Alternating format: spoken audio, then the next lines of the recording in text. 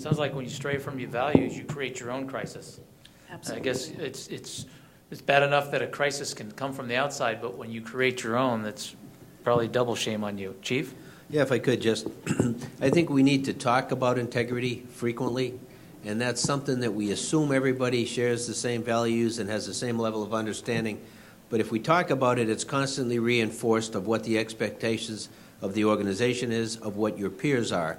And the less we do that, we create more of a gray area where people, will maybe go places they shouldn't go.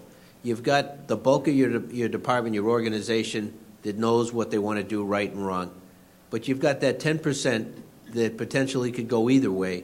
And primarily for their benefit, I think, we need to talk. We need to constantly reinforce the organizational goals and make them norms for them. The other piece I just wanted to touch on was we discipline people. We give them days off. They come back, whether it's they were fired and arbitration brought them back, or they just took a 10-day suspension and they're coming back to work. The piece that I think we don't do well is we don't address that. We look at it, that's a personnel issue, okay, they're sitting in the corner, roll call. In their mind, the whole world knows they got this complaint. And for the most part, most people don't know or care because they're busy with their own lives.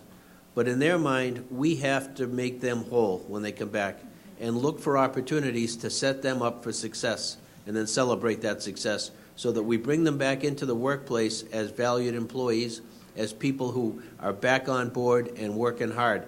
I had an opportunity in the mid-'90s to do a study within the LAPD where we interviewed 300 people in 3 different divisions about workplace issues.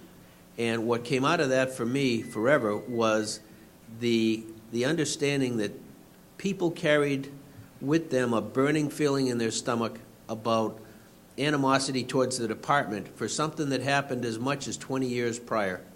And it was something that could have been repaired by a sergeant, by a lieutenant, or by anybody up the chain who took 20 minutes to say, after roll call, let's go grab a cup.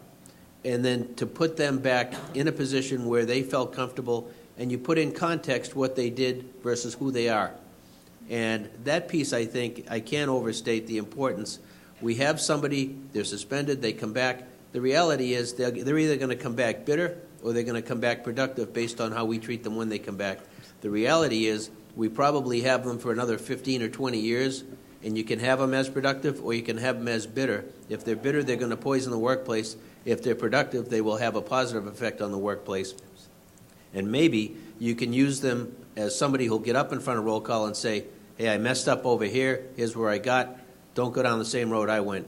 And if you can treat them well enough that they're willing to be kind of an ambassador for you, then you've won on all fronts.